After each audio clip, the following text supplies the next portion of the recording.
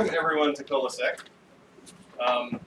Unfortunately, our fourth organizer, Sir Josh, couldn't be with us tonight because he made a boo-boo and realized that his wife's birthday is tonight. And he didn't realize this until like last week, so whoops. Don't do that, kids. So welcome to ColaSec. Most of you are familiar faces. See, we got a couple new folks. So if you haven't already, grab wings, grab refreshments. If you're drinking a beer without one of these on and no one's checked your ID, I will come up and slap the beer out of your hand and then maybe escort you to the door.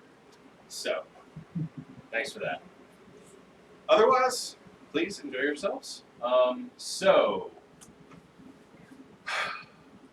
didn't put this slide together. So Corey, get your ass up here. You're gonna put the slides together, you gotta talk. I'm okay with that. Okay, so Corey Grant. I'm staying in charge of security. Sir Kale is joining us. So ColaSec, how can you contribute? The Centers for Fire Talks. It's a 15-minute quick presentation about anything that you want to do. It doesn't have to be anything in depth. It's just if you got something that you got a passion about, throw together a couple of slides, or just go hands off. If you have something you want to demonstrate, just do it. Ideas, if you have any ideas for anything that you want to know about, so we can get fire talk together for, let us know. We can do that.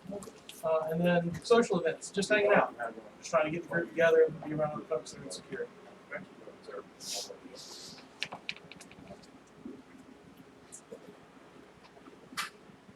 Announcements. So we have OSINT, which is Josh, our other organizer. He runs that group. Open Source Intelligence. That'll be meeting Tuesday, the 24th at 8:30. He's going to be doing the Tails Live OS. Don't have a lot of details on that. We'll get some more details from you if you're interested. Tails is a secure Linux distribution that basically you run as a live installation, and then it goes through Tor, does an automation, that sort of thing. It's a nifty little tool. Oh, Tails. Tails is lovely. The Linux Users Group is June 14th. Is meeting next. Oh yeah. Jeff, do you have any more details on the Linux Users Group? Yes, Robert is going to present at the Linux Users Group, and he's going to, well, why don't you briefly tell the whole group? It's going to be an overview of my implementation of a network monitoring system, which is basically a very Frankenstein collection of very good utilities that I've knit together with a few incredibly complex Perl scripts. Well, you said Perl. Complex is sort of redundant, right? Well, if you're going to do anything in Perl, it's going to look ugly. Does the name Toby Ertica ring a bell? Oh, God.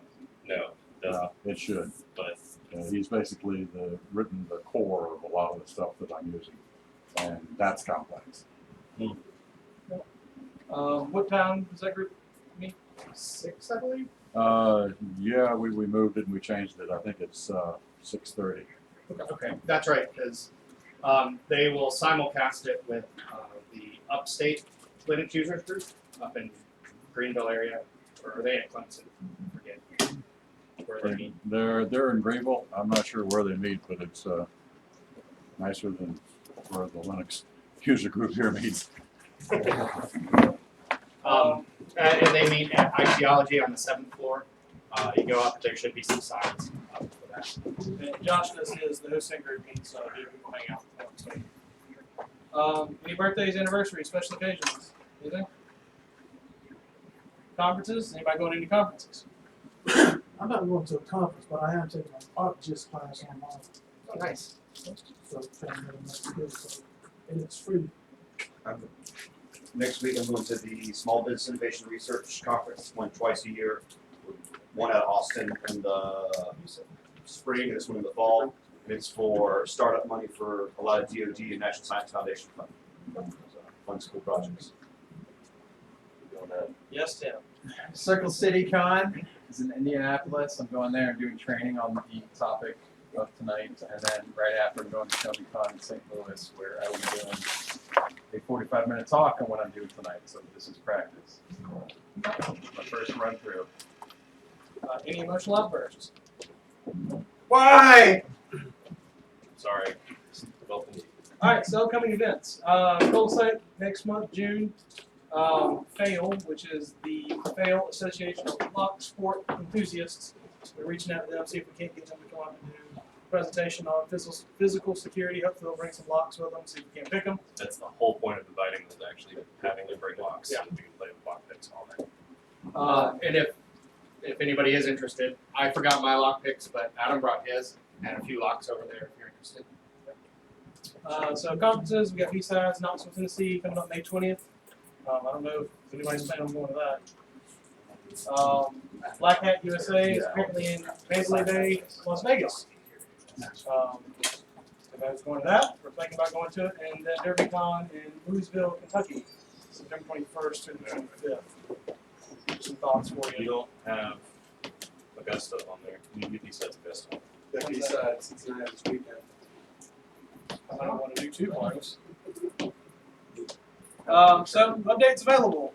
Jeff kind of threw this at me for the last minute. I think it's something I'm going to add in. Kind of have. It's going to be a list of updates that are available that you might want to think about doing. Yeah, Patrick said it is. And apparently that came out, a couple of days ago. Has everyone heard of that vulnerability in 7-zip that's happening? That was No. dropped in the last couple of weeks? So basically, it's a remote code or code execution via a malicious file that 7-zip would unpack for you. Technically, it's in one file type. Is it ASC something? Jeff, help me out. I don't remember. Okay, fine. There's a specific file type that is the problem, but you can masquerade it as any other file type that 7-zip will open, and 7-zip won't care. It'll just eat it and then execute whatever arbitrary code is attached in the malicious file. So yeah, that's bad. It needs to get patched. Do it now. Yeah. So more Adobe. Link this in the PDF reader and Cold Fusion. Honestly, you could just leave this slide. Yeah, I was gonna say, just leave it there. It's permanently vulnerable. Just it's a good change the date. Actually, if you just point it to MITRE with the CVEs, with the search for Adobe, you don't even have to change it from month to month. That being said, Google is now no longer supporting Adobe unless you say you want to. So click to play by default. Don't click the button. Microsoft. So the patch is 0-day 90 in Windows. I didn't read up on a lot of these. I just grabbed from that form. I don't know about this one. It's not one of the ones I read about. That's the same thing as Adobe. You just leave that one did slide up. It's That one true. was a big one. It was like 18 different ones. Yeah, it was a bad day. Bad day for Microsoft. And then does anybody have any details on the OS X? Al Capitan? Various and sundry performance issues. I have no idea. Alright, so from the news. There was one other vulnerability that got announced, and I'm blanking on what it was. Image trad, Yeah. That's it. It's the image processor. image magic. So Yes. anything mainly like forms and stuff where you can have avatars. There's a way to exploit that so you can get into the system. Remote code execution via JPEG uploads. Yeah. Yay. It's somewhat like MVG files, and you're able to essentially upload a PHP file or Yep. trick it into uploading a PHP file, and then you can get shell. And then you can do So if bad you use things. this platform to keep yourself from getting owned, you just got to congratulations. Oh, that was not the one I was thinking of. Pornhub, No, Symantec. Symantec and Norton got popped this week with a very similar remote code execution. So yeah, your antivirus platform is now actively helping the hacker own your systems. And there might be an update. There might be a patch for that now, but like for the first 48 hours after they announced it, there was no patch. Yeah, So there's a patch that pushed it out through live update. yeah, okay, good. Good. Hopefully it's automatically. Fingers crossed. Any other updates? Alright. So this is one that I threw up here. This kind of stuff that I find interesting, kind of fallout or kind of privacy concerns. So apparently, from what I read in the article, your fingerprint is not considered something like a passcode or something you know. It's like your DNA. It's a So key. Yeah, it's like a key, yeah. So the judge forced this guy's girlfriend to use her fingerprint to unlock a phone. They were looking for some video that might be related to a murder. Thought that was pretty interesting. But under the same principle that law enforcement can fingerprint you when they book you, they can force you to lay your fingerprint on the iPhone. Well, they have your fingerprints, all they need is gummy bears, right? They should be forced to go. Well, but this isn't anything different. I mean, No, to be it's not. honest, you can be compelled to provide passwords, any biometrics by that's- court. Now you can. That's less legally clear than providing fingerprints. Like fingerprints just out there, we can take that from you. Passwords, that gets into interesting There's a guy Fifth in prison. Amendment territory when you Well, start. they can't compel you to give up your passcode though. That's why they're all. Yeah. Correct. They can. Right. That's why they're. Unless you have to That's written somewhere and they can discover that data Right. elsewhere. But well, they no, can't. they were. Well, there's always thumb screws, right? I mean, you got to get the password out of somebody. Yeah, where's the wrench? Yes. Obligatory XACD. Yes. Damn it. We didn't even make it to that slide. We've already hit XKCD. So car hackers could get a life sentence under proposed anti-hacking law. So This is only in America, right? yeah, actually, I think it's only Michigan right now. So it's out there when I read the article. No, well, That's really one of the running commentaries on That's probably the security podcast I listen to is that, you know, the American punishments for computer crimes are insane. Like, you can murder a child and we're not going to put you away for as long as if you hacked a computer. Let's be honest here though, with security researchers and some of them to expose a hack, they'll go in and like grab the entire database and then go to the news with it. Like the guy that you sent out on the listserv, the guy from Florida that went and like, Right. I'm going to make a YouTube video of me owning the And he had county interviews. election and then, website. Oh wait, I'm in handcuffs? What the hell happened? Yes, but for that, there's no life-threatening thing going on there. For this, if a researcher decides to, here, let me show you how I can hack all the cars on the highway and then cause Hey man, down, just start talking. So, since we had a picture of the car here, I was wondering this last week. How often do these dealerships and stuff update their software on their? Well, you see, they take a Sometimes USB they stick don't. and they put it in an Updates. envelope and they mail it to you and they say, please put this in our car. Mm-hmm. And it'll update the car for you. That was what, Toyota? Yeah, They it was did that Toyota. about 6 months ago. So, who wants to start buying flash drives and mailing out malicious firmware to Toyota owners? I think a lot of them are doing it over the air now, right? Yeah. And Or you which can take it into a dealership. which has a completely different set of, oh my god, what are you doing? So you would think that if something like this would be a law with the what's going to be hacking into a car, that they would be just as strict with the car dealership as they are with seatbelts, airbags, Part because of this is it's the driver's safety that's being Government, it compromised. makes sense.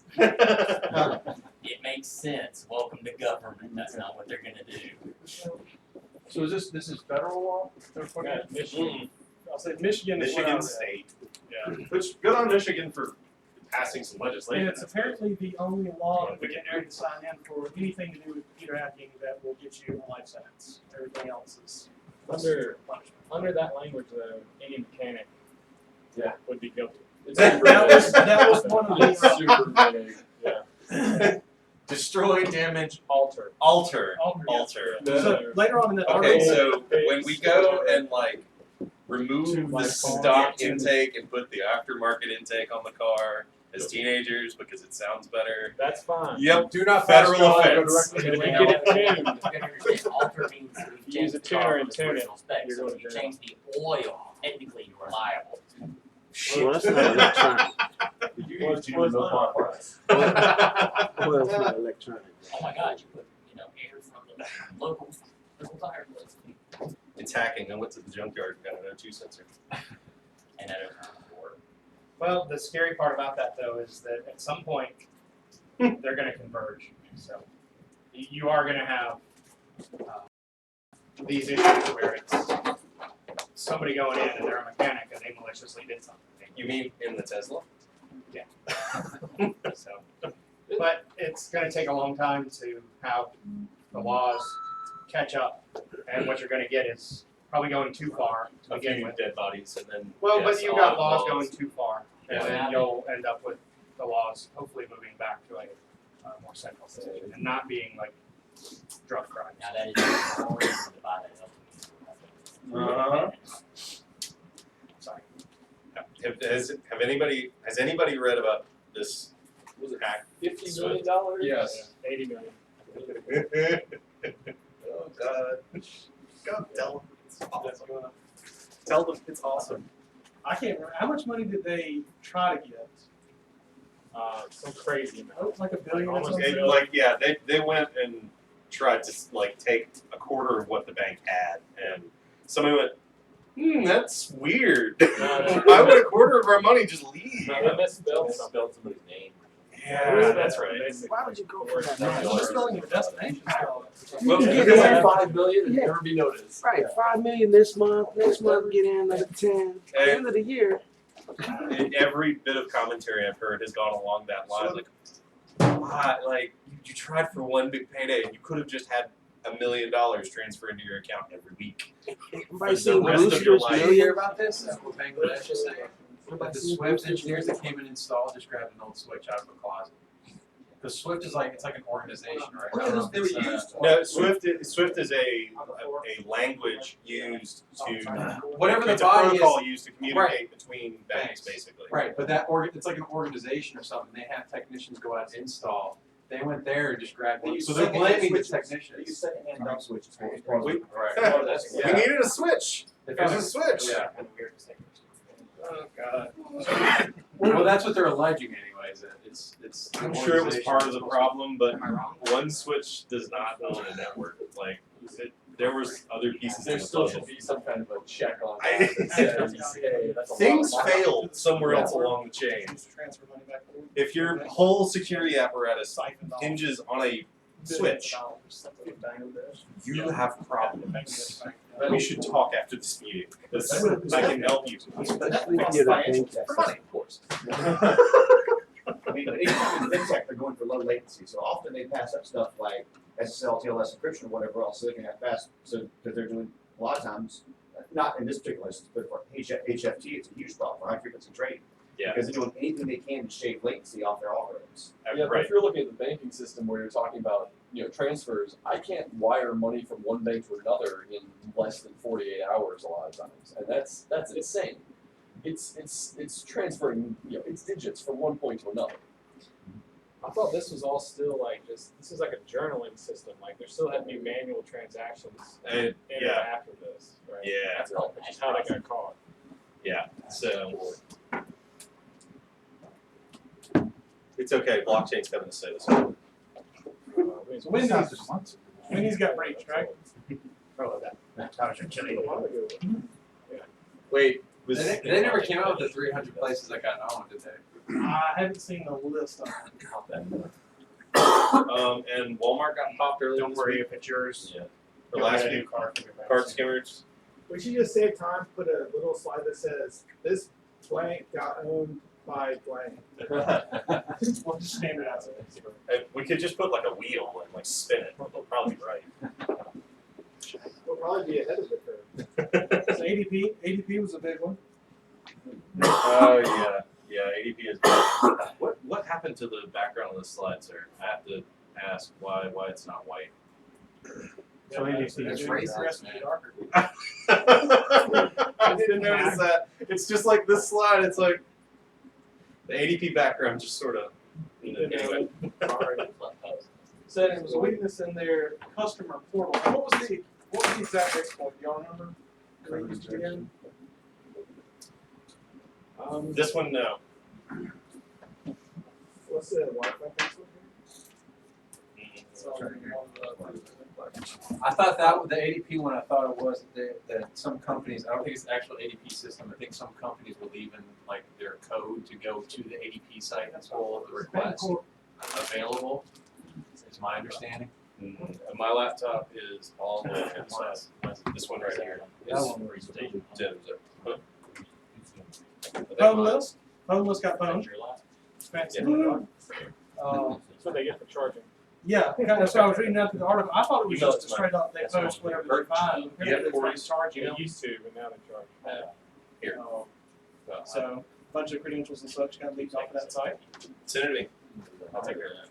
This is pertaining to your Walmart. And this is Adam's favorite.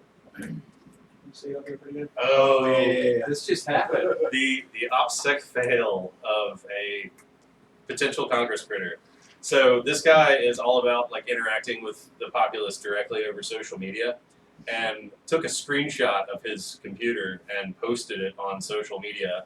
And if you notice, these last two tabs are porn. You mean the first two tabs? Or yeah, the first two tabs. Sorry, the two tabs on the left are porn.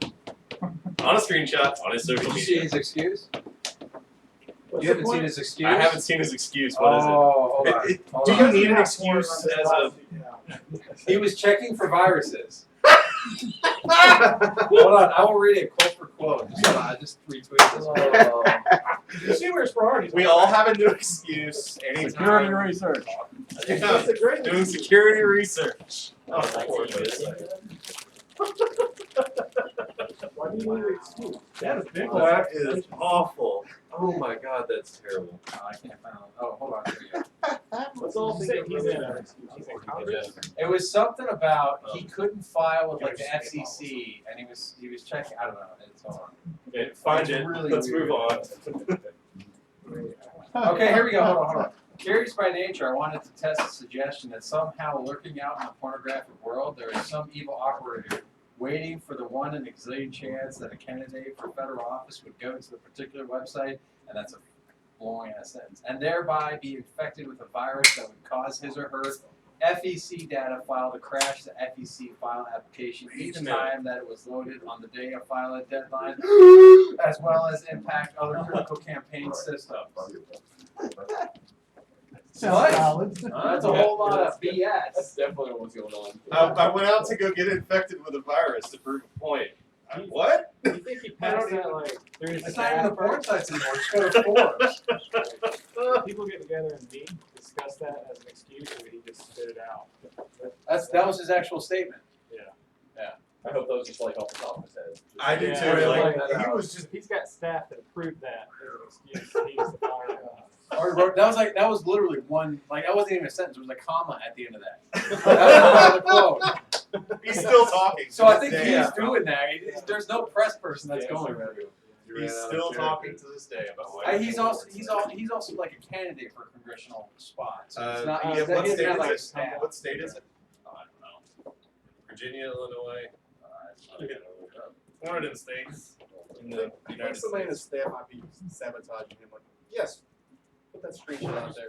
Actually, That was Then not yes, their go ahead and excuse. explain that. That's one thing that we didn't talk about. So there was, I don't know how many of you follow the NFL. What? The NFL. The National What's the Football NFL? Sports ball. There was an individual who was going to get drafted.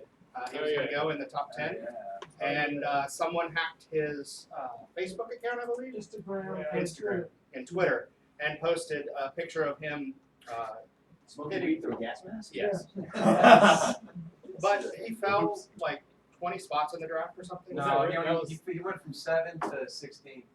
And that was It's millions still, of dollars. it's like $7 million. Yeah. I think. Wait, so that wasn't really him? No, it was him, but Alright. it, You couldn't tell until he took the mask off at the end of the video clip. Though. Okay. He was fine until he decided to take the mask off. And he had a big smile on his face. Well, I mean, if you're $7 million. if you're gassing yourself out, but right now they think it was a financial advisor that he had in college that he fired as he was going into the draft process to get a known professional at some point. Yeah. or they might have just been hanging out And and smoking together. But Yeah, that was a guy on the other it just side. goes to show you that there are. It sounds kind of fun when you like do something to somebody, but This Oh, is why- that continued, by the way, for any college football fans, and that he said he accepted money from Ole Miss. yes. In his press conference. No one's surprised by that. Yeah. Oh, it got much deeper than that. Did you see the statement for that one?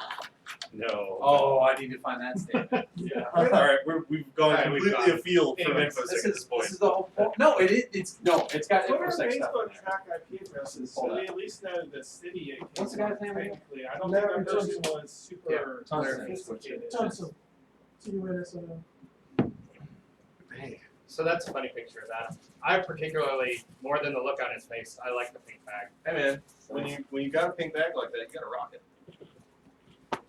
I'm not really sure what that look on my face says, other than somebody just farted. But I think it says someone's taking a picture of me in my pink bag. Right. I can't care about that. There are much more incriminating pictures of me in the world. Let's go on. And affect your draft position. Little Josh when you need him. Yeah, where is Josh when you need him? Oh yeah, it's his wife's birthday. They don't involve a gas man. At least he didn't realize it like mid-meeting. That would be fantastic. He's standing up here talking. Fantastic. Holy! Oh, Trey wanted us to see a thing, so allow me to kick you out, sir. You and the like catty Columbus. Ooh. Oh, that's not good, sir. You break the internet. Again? Singularity. Can we turn off the internet for this meeting? I've got to sign you out in order to pull this up. Or actually, no, I can forward it to you. Hold on. What are these technology things and how do they work? It's probably the internet.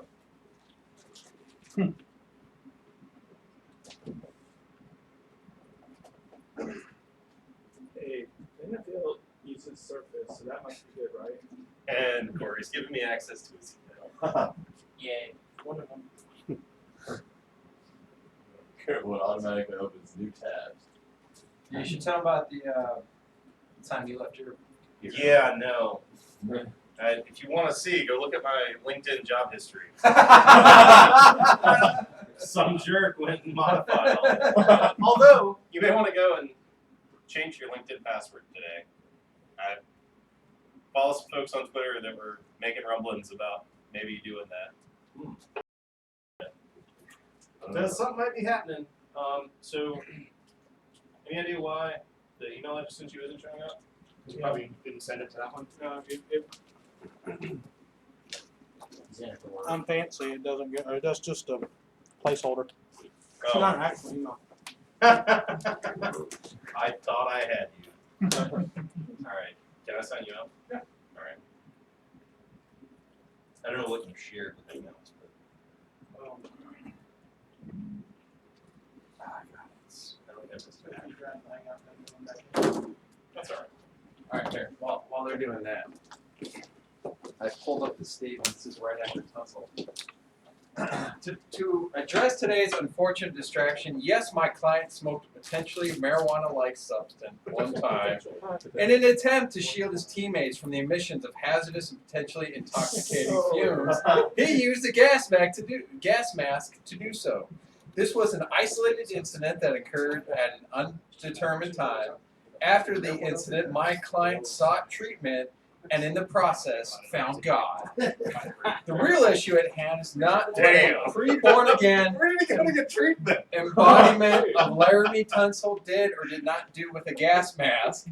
The issue at hand is Silicon Valley's refusal to rein in unmitigated open source hacking and the United States government's inability to enact and enforce legitimate cybersecurity legislation.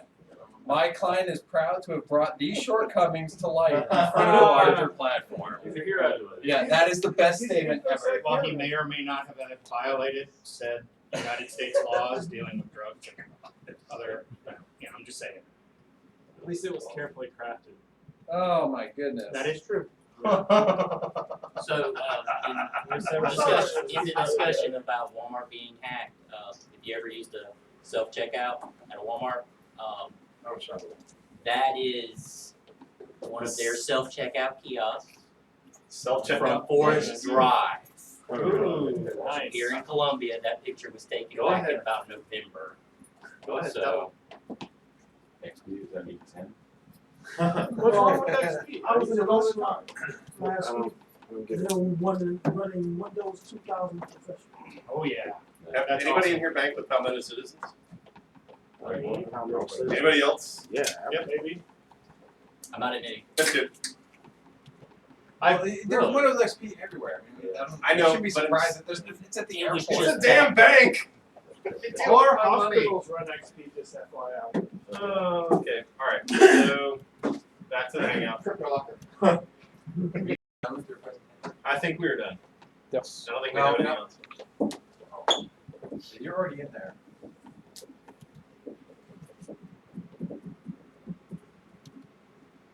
Lock. So I can let you come in unless you allow it.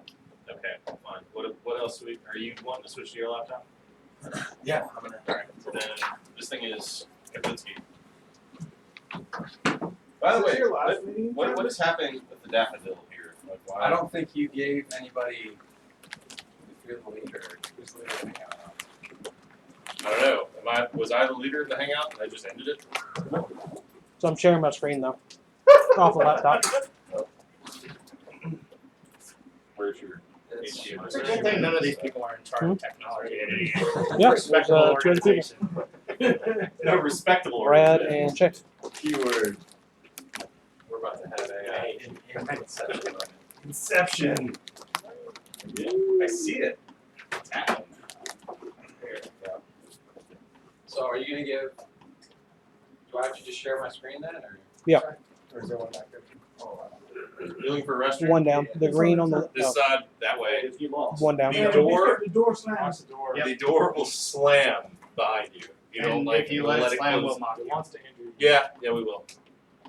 You know what's gonna happen. It's gonna slam. Everybody listens. Hey, what's the OS?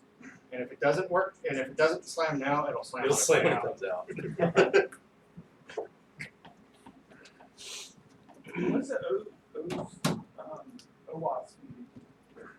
That's an interesting question. I've been meaning to ask you, Tim, and I'll ask you now in front of a whole bunch of people.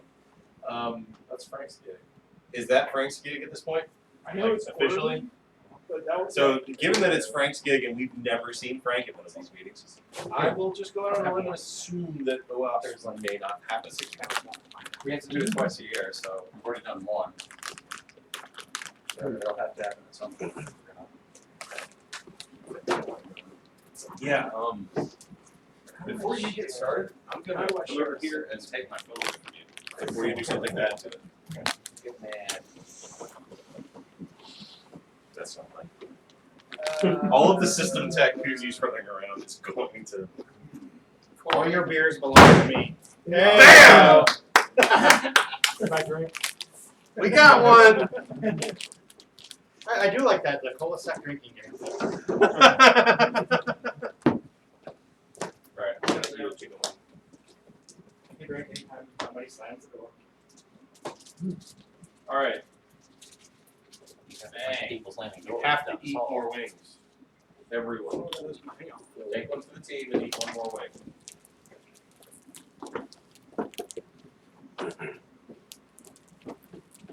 No. Right. No! Hold on. It's there. Yeah, it's there. I want my speaker notes though. Is it in the slot? It is. I don't know why it is. Alright, I'll take it away. I'm sorry, I'm getting later. Ah, that's why. Get more wings. All right. Eat more. Well, sure. If you'll eat half of what's left, I'll be a happy camper. If you're ever gonna eat them, stay.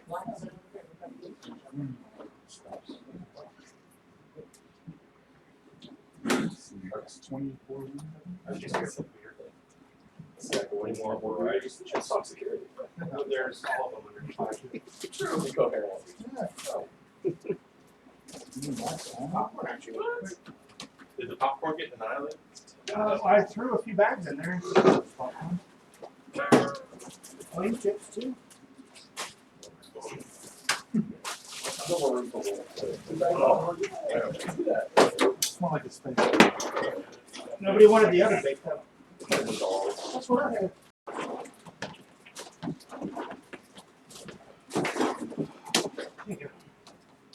All right, we good? Corey? You good? I broke something. I'll see your speakers. Share your other screen, or what is now your other screen, in Hangouts. That's good stuff too. You don't like them, they're good as they are. Yeah, they are pretty good.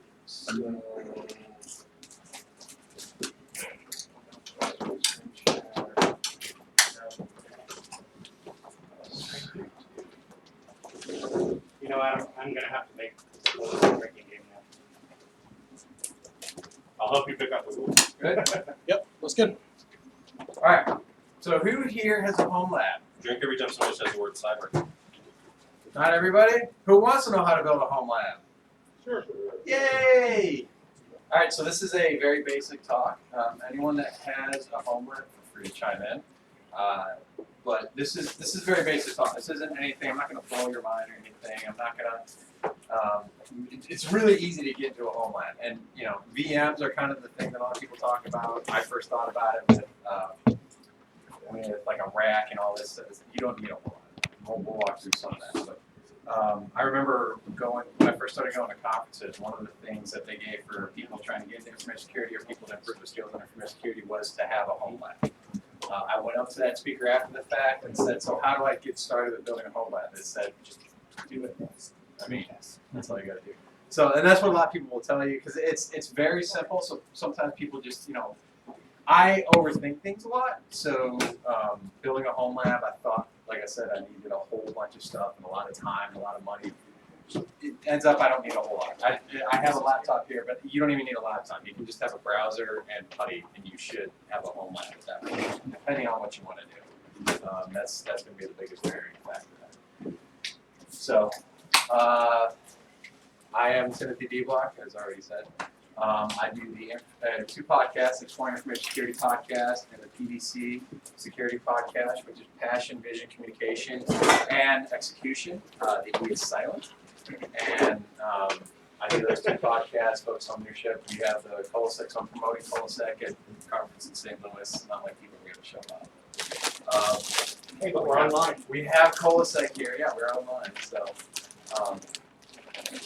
I spent 6 years in the Navy as an electronics technician, and then I got into state work, working as a network system administrator. Worked for 3 different agencies. I currently now work as my current role is senior software security engineer for a health company out in Nashville, Tennessee. I moved in there in July for all the new people here.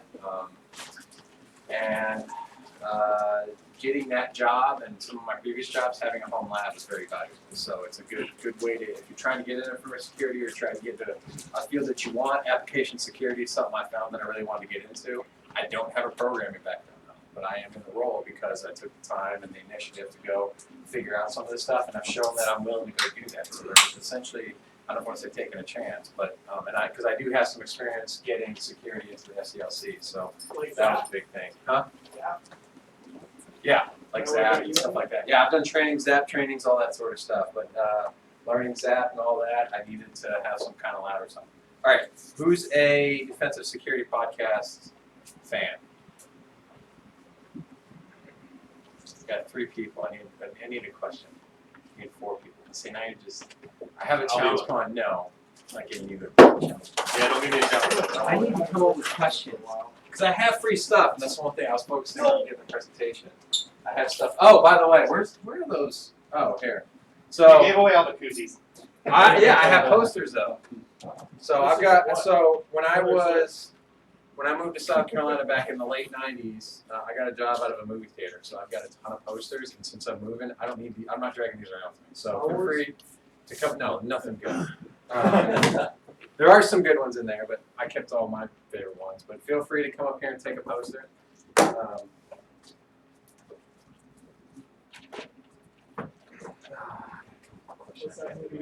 My girlfriend should come to me.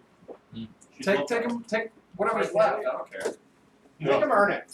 Make them earn it. Yeah, let's earn it. I I'll trade you for a chicken wing. All right, someone give me a question that I can ask one of these three guys. I haven't watched that. I haven't listened to it since. Well, you're not a fan then. I'm super backlogged. Oh, that's what it was. Okay. First person to give me the two hosts, either real names or handles.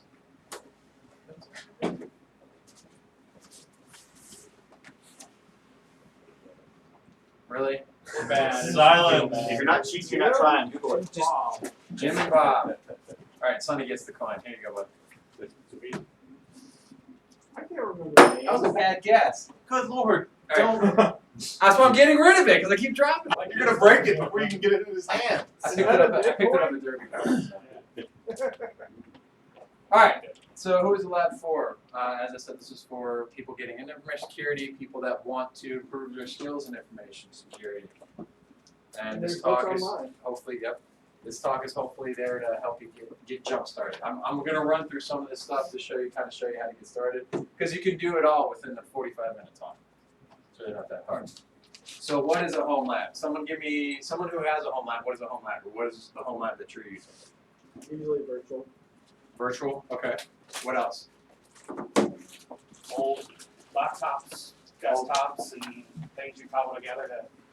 Yeah, that's a good one. So yeah, anything really you can find. You don't need a whole lot of hardware. I've had this laptop for a few years now, Any node that can send.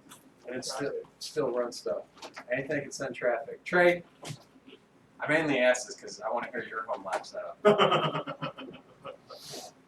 shotgunning you now. Yeah, it's pretty Because cool. No trays and all your stuff licensed, like legitimately. What? yes. Yes, that's not the point. It's any environment which. No, what's your home lab? Oh, what is it? Yeah, tell us about your home lab. Like, what, you want full specs? Yeah. Yes. Holy shit. Y'all might be here a while. Give us the Cliff Notes version. Okay, Cliff Notes version. Primarily what I use on a normal basis is I've got 2 Mac Minis that I use. There's terabyte 5s and each 16 gigs of RAM. They're the ones I leave on. Because he has a problem. It's a hobby. Yeah. They don't run OS 10. They're actually running full ESXi on full VMware basically. 7 terabytes network attached storage to those via iSCSI, full layer 2 switch. NAS. What's your The name? NAS. Don't you have a It's a backup? 5-base Synology. What's your backup? What's your backup look like? Oh yeah, I've got idea. So my backup wise, I actually had better DR than our mainframe did a couple of years ago. My data backs everything on my home network backs up to Synology. That's true. Well, a couple months ago. Everything in my lab, as well as all the computers in my house, they back up to the Synology. The Synology then replicates that data to 2 different Synologies that are in Camden, South Carolina, from here. So each of those units one's got 3 terabytes in it. So you don't need that. Yeah. Now, You let me ask can you, have that if you're as crazy as him. while you're listening to the rest of Tim's presentation, I want you to wonder in the back of your mind, what kind of a man needs a home lab with that much processing horsepower and a DR plan that good? Because What it is makes this me guy? have to know how to do shit. What does this guy do? And Trey has, I can tell you, I can personally tell you, because I've worked with Trey, he knows his stuff. So he's done all that. He takes a lot of the concepts they learned there and applied it to work. And he is, I tell everybody he's the best system admin I know. Hands down. Easy. So if you want to go that far and you're that crazy, feel free to, you don't necessarily need to.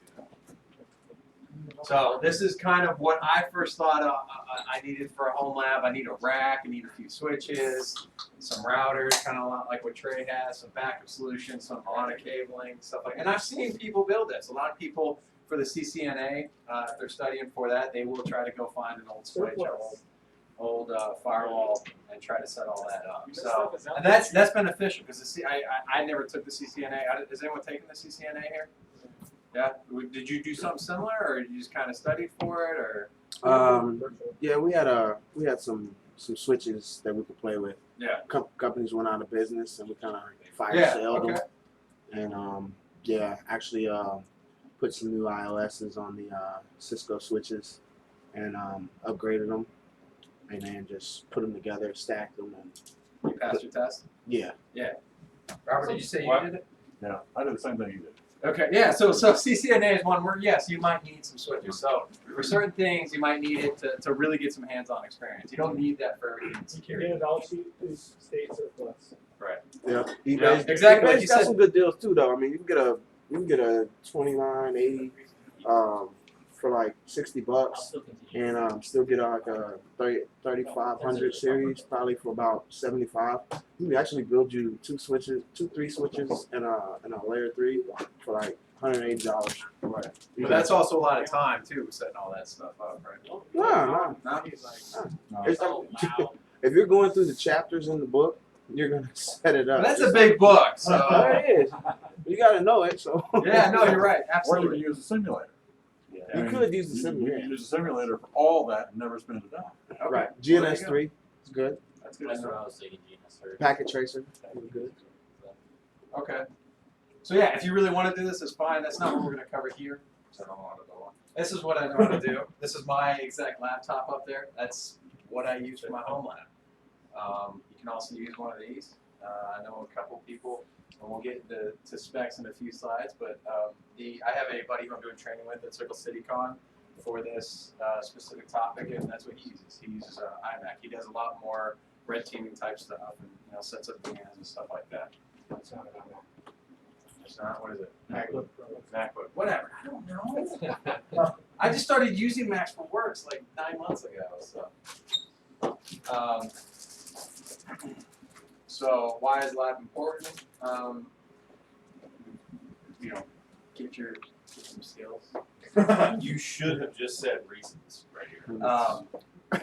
So sorry, this is a little rough. I've only run through this once at home practice, so this is what we use this for. So you can learn just about everything with this, in particular within security. I mean, we've talked about the CCNA and networking and stuff, but you can do application security. You can do forensics. You can do malware analysis, network monitoring, penetration testing, all that fun stuff. The other benefit to that is you can gain. So if you're not trying to break into the industry, you can get some new experience. Like I said, I've gone into. It sucks. I give them my Hearthstone character. I just started playing. You're like 20 levels higher than me already, so yeah. I have too much time on my hands. So you can gain experience. I've walked into interviews and they said, when I didn't know something, it's like, okay, what have you done? Well, I've done this and this. I've set up this. I've set up that. That's all home lab stuff. It's what you can do at home. It doesn't need to be anything fancy or special.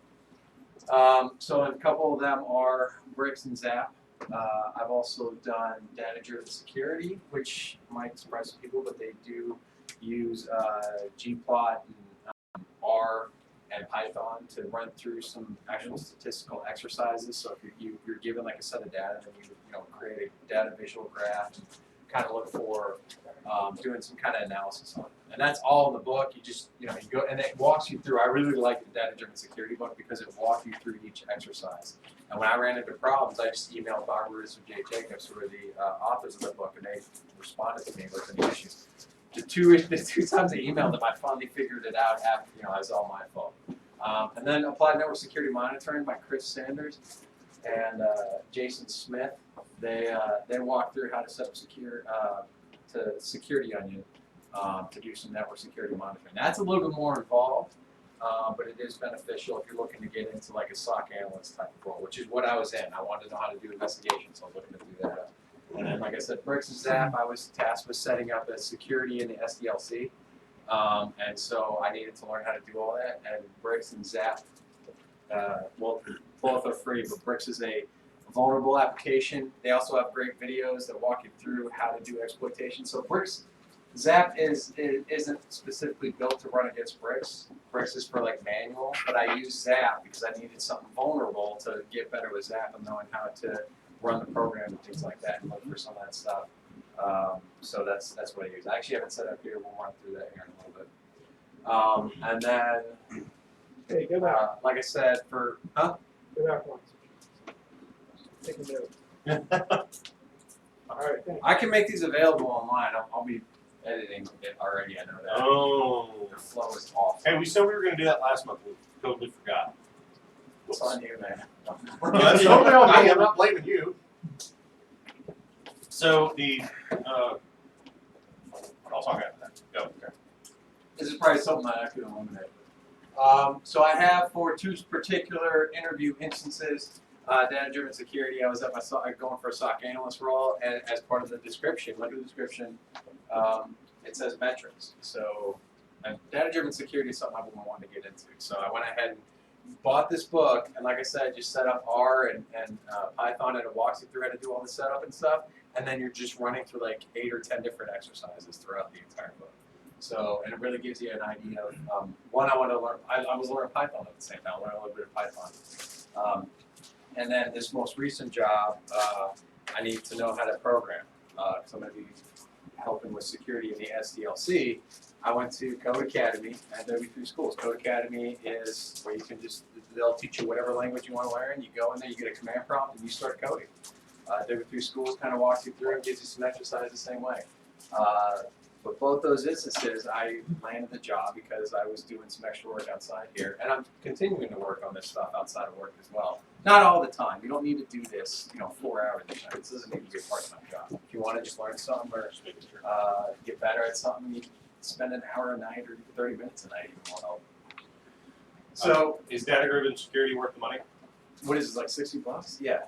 Is it I worth mean, the money? yeah. That's what I'm asking. Do you feel like it's worth probably okay. So it's like probably having better fun more forward. for your manager types that want to get metrics down. If you want to get in, so data-driven security is like in a field in itself. If you want to get better with statistics and doing analysis and things like that, which there are roles for those, there's a lot of roles out there for that because there's not a lot of people doing it. It's worth buying. So if I you was want actually to, looking up how to do a lab the other day randomly Uh-huh. because I knew what you were talking to me. right. Richland County Public Library has Safari. Safari has every technical book you'd ever want, and then some. Right. Well, and a point that I'm going to be driving home on this is neither of these require me to have a VM spun up. So you don't even need a VM to have a home lab. You just need something to do some work on.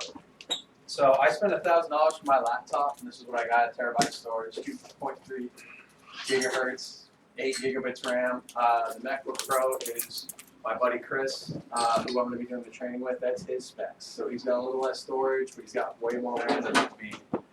He says he likes the memory because when he's spinning up VMs for red teaming and doing that kind of stuff, the extra memory is very, very good for Kali. You can always add it yourself. Right. Well, see, and so what's one of the things with the virtual machines is that I could totally upgrade my 8 gigabytes to 6, but I haven't needed to. I actually don't spin up a lot of VMs. I spin them up every once in a while, but I don't spin them up a whole lot. I'm using bricks. I spin them up all the time, and 16 gig gets used up very quickly when you. Yeah. If you want a responsive VM, like one that you can actually work in, so I go for the higher RAM, but that's just me. Yeah. No, and that's what I'm saying is that 8 gigabits minimum. 8 gigabits. I'll go up into that, especially doing VMs. But if you can get 16, I don't know. I mean, RAM's cheap. Today's Huh? computers run 600 standard. Does it? Okay. Hey, go for 32. Did I see Troy Hunt on Twitter saying he's put like 64 gigabits in one of his machines? Dude, there's Do it. some of the stuff that I test against. Gigabytes. I'm using most. I'm hitting the gigabits. ceiling on 16. I need something GBs. 32, 64. 8 is 2013. 16 is the new. Vince, you're talking about data transfer rate. Well, I just came out of that kind of role, so sorry. Yeah, I know. Yeah, but when you Gigabytes. Sorry. Bytes. So, then, we are going to spin up some VMs because that's probably the hardest one to spin up. A lot of this stuff has guides that try to start up this stuff. So, you don't necessarily, need this talk to really do it. You can just go online, and a lot of people have some good guides. There's a lot of YouTube videos out there too for spinning up this stuff. Chris Sanders, who does network security monitoring, if that's your thing, just released an hour-long video walking through how to set up a network security monitoring lab. But Who's your that? option for virtual machine, what? Who was that? Chris Sanders. Okay. Virtual machines, we got Oracle VirtualBox and VM Workstation are the two primary. I use VMware Player on here. Fusion on Mac. Huh? Fusion on Mac. Fusion. Yeah, whatever. We're prepping you for your next talk. I mean, Yeah. that's all this is. I know. All of this punishment. Let me edit it. Just put VM Yeah. on. Oh, okay. Yeah. So, and then I thought I heard something. Has anyone heard of Parallel or something? Yep. Parallels, yeah. Yeah, Parallel's another one. I hadn't really dealt with that, so I haven't thrown it in. Parallel sucks. Don't do that. It's good to know. Okay. If you can find an old version of VMware Player, so VM Workstation Fusion is it's required license. I think it's like $60 to $200. The workstation and the player, the only difference between them now is the workstation is licensed and the player is unlicensed. Right. You can do snapshots with the workstation now. Like you get more features with a licensed version of VMware Workstation. But essentially, what I'm getting at. Okay. Oh So yeah, that's, $80 to $200. That's an update as of last week. What? Player downloads require an email now, and it's considered a trial. They're only letting you download player credit. Ah, well, I have an old version of it, so that's what I'm saying. If you can find an old version of it, you can just install it without having any. But you don't have snapshots, you don't have any other stuff. $80 for something that you're gonna do, especially in information security, isn't really that much money. I mean, You can make a snapshot, you just have to copy the whole archive. Right. Make some snapshots expensive. That's what I'm saying. Is that $80? Yeah. Buy more storage. If I did, if I worked with VMs a little bit more, I'd probably have a license. But I know I've had VM Player for a while. Hyper-V is free. Huh? Hyper-V is free. Hyper-V? VirtualBox is free too. Yeah, VirtualBox is free. Yeah, that's right. Hyper-V is Microsoft's virtual solution. There's a bunch of them. These are the two main players. No, just Okay. So. Well, most people don't have that. Okay, let's minimize this before I got it. All right, so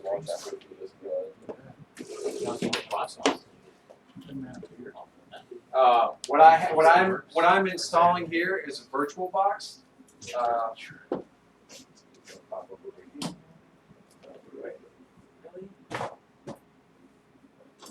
Crash burn.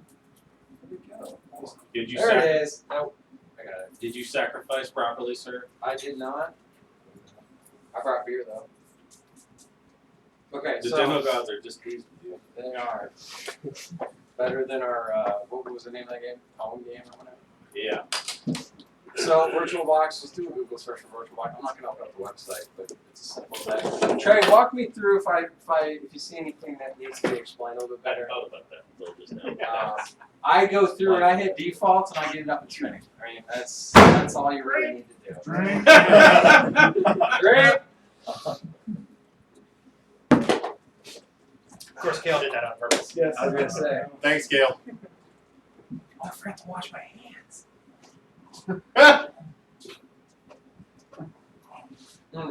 You pound that Red Bull, sir. Alright, so I gotta pay attention to this. So next, you can choose if you want on your desktop or not. Next, Put all the icons on all the desktops. so this only ran a few minutes when I did it last night. Of course, I didn't sacrifice the demo guys. It would probably be like 2 hours. I didn't try to install Kali. Kali takes a long time to install. So there are some things in VirtualBox. They've gotten a lot better in their new versions about allowing you to like launch headless, so that you can launch a server behind the scenes, so that you can attack it or do whatever, like SSH to it, whatever you want to do with it. That you used to have to do from the command prompt before. They actually have it in the GUI now, but there are still some commands and some things you have to do if you want to do some advanced configuration things that require the command prompt. And their documentation is actually really good with it, but I just put that out there. No, that's fine. because, Yeah, contribute. That's fine. The latest version added, it's actually got a little start. It says start headless, and you can start it without without a graphical portion. Okay. So this is pretty much virtual box. You can see I don't know if anyone messed up with the Facebook CTF. Anyone Not hear yet. about that? I heard about that. Facebook open sourced their CTF that they use internally. It's actually pretty easy to set up. I used VirtualBox to set it up. Well, it wasn't easy because I have Windows 10, and apparently VirtualBox and setting up the Facebook's CTF don't. Yeah, I added some fixing I moved back then. But this would be good for a group like this where you can essentially create your own answers and then people register. So it takes care of registration, it takes care of questions, it takes care of scoring, all that stuff. And then people just log into it and go do a CTF. So I highly recommend it for a group like this. Yeah. So there's not really. I mean, you know, we'll walk through how to set up a new VM. If there's a new VM, yet is. That's all I did. And then we're gonna go do a VMDK file. But first, let's go back to the slide. So that's as simple, and that's the whole point of this demo. Is I don't really have nothing mind blowing here. It's that easy. Go to VirtualBox, download it.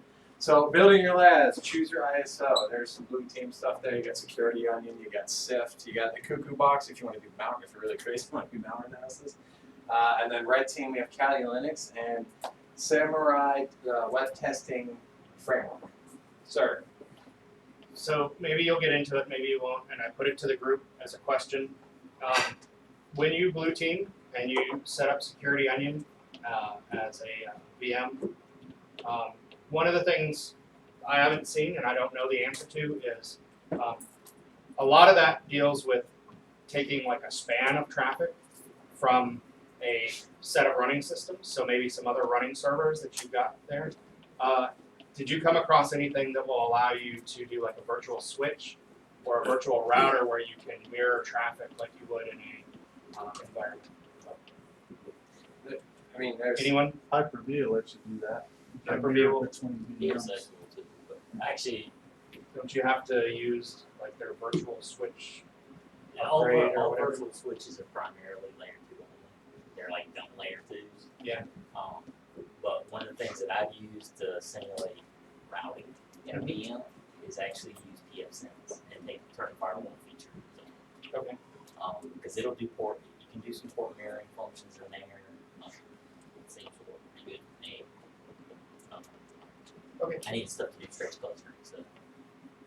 I So was yeah, curious. I mentioned PFSense. I don't go through it all, but yeah, PFSense is well. Yeah, we'll get into that. So again, that depending on what you want to do, you choose your ISO. I think these are the main ones. Is there any other ISO people can think of that could be used in VirtualBox or well, in VirtualBox's case, they use VMDK files.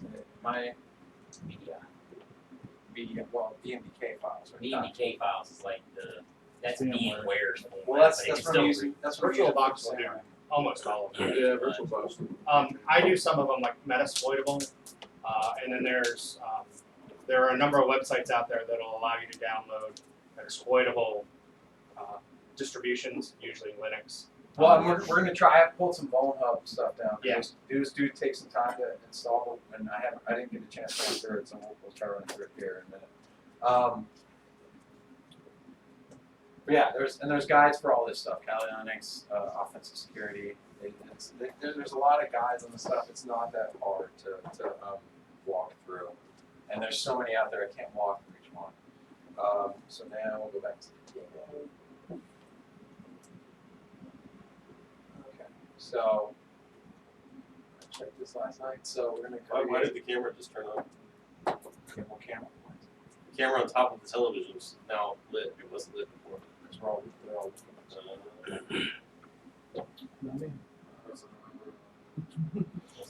He's trying to figure out what we're doing. Don't know. Just wave at them, whoever they are.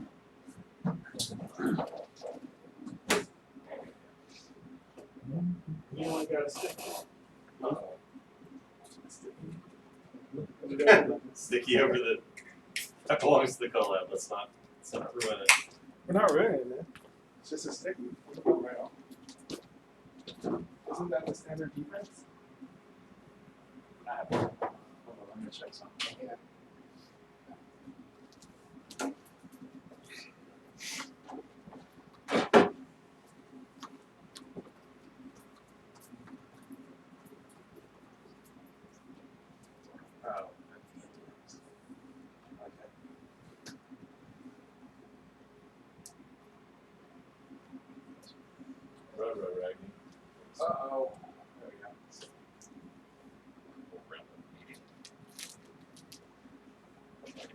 Yeah, there you go.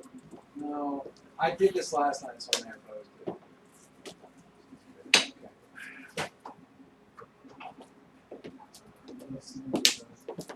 So what do we sacrifice to the demigods to get a successful demo? You go chicken and eggs. That's how we get the wings. No. Formax, yeah. That's the one I wanted. Small back door for a hacker to hit. You choose your 60-30 Okay. Wonderful. Is that just the kind of phone call? It's 32 bits. Something like that.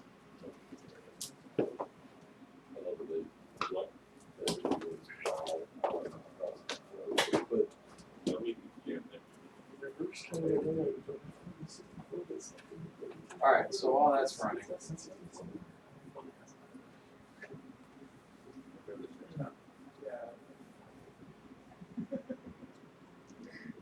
This is VMware Player. This interface isn't much different from Workstation, is it? Not really. No. Workstation got a little bit more tabs to it. Right. So, and all you do for that is new virtual machine. You can do, if you have an ISO, you can pick an ISO and then browse. And then I have the Kali Linux one there. I will actually go ahead and load this and just not install it. Do you have any good Windows ones? Like, or if you're doing something with Windows, you don't have to have the license and keep reloading and repaying? I don't know. I asked you about this split or store. I did store last time. Yeah, that's good. That's That's fine. The store versus split. Yeah, that's what I figured. If you want it for speed, you want to store it. If you want to split it for like, What's the reason for that? Just what? makes it easier to move it. Okay. Split garbage as it needs to. Really, why would multiple VMs be easier to move? Something about when to copy over. You can't do Oh, sparse. I guess it's quicker Yeah. because it's smaller chunks. Because of the way most operating systems write, they don't write contiguous. So they write scattered. So what you do is you get files that are a bunch of little files that are spread out. Right. So copying them is a little quicker. Okay. But it's not the best for performance. Gotcha. So now for Kelly here, I'm just gonna play it. But honestly, if you boot from a live CD, you don't even need to drive all. So don't even waste the space. Done. I can do the live and the load live. But anyway, install. It took quite a bit of time last night. But this is it. Like this is all you have to do, and then just walk through all the settings. Again, default is will get you there. So it's kind of if you want to do some other special stuff with it. The hard part is learning how to use Kali. Yeah. That's a whole nother thing. But that's the point of the lab is to get you familiar with it. I'm not. Well, and something like Metasploitable, they use Kali to do a lot of their stuff with Metasploit on there, and so they will walk you through a lot of the tools that it's got. But yeah, there really are a lot of good demos for Kali. Just like Kali crack passwords, and you'll find great YouTube it's videos. Offensive Security's website. That's where I downloaded it from, and you just walk through the guides there. Does anyone have the OCS? Did anyone do the OCSP certification, the Offensive Security Certified Professional, where you go through the labs, the whole try harder piece? Not yet. Yeah, I think about doing it too. The guy that I'm doing the training with, he's OSCP certified. He had to take it twice. Yeah, it's. I mean, It's You got it's a 24 hours. 24-hour test. Yeah, it's Yeah. And it's 24 hours, and you have to write a report at the end of it. So it's not all just hacking. You have to write like a report that you then turn in for your certification. So it's pretty intense. It took him quite a bit of time to study for it, and it was a lot of VMs and labs and stuff. So that's why he has a 16 gigabyte laptop, and We're looking at doing some of their training to test it out for maybe looking at university-wide type thing at Virginia Tech. So Oh, really? yeah, Now, see, that's so- one of them that we're contemplating looking at because they have a bigger selection, or they have a big selection of things that you can do, trainings you can do. I tell you what, that's good for college students. It's like perfect. Well, this would be for people in the administrative side, so people, sysadmins, and people who are working at the university. Okay. That's What's interesting. So the one that what's the next level up on that? Like 40 hours. I don't know. So Those those the one where CSP, it's like try harder. that's try harder, yeah. So, but the ones after that, a lot of them are like they got a specific one for remote exploits after that. Like the basic one, the basic OCSP, it's Kali, right? And then after that, they've got some of them beyond OCSP. They only teach live. They're teaching it at DEF CON this year, for example. But but those are all live teaching ones for they've got one on. I think they got a forensics one. I know they've got a remote exploitation. I'm a remote exploiter. That's like one of the ones they've got that's only taught live. Would you be willing to do a talk about remote exploits? Sure. We'll talk to you later.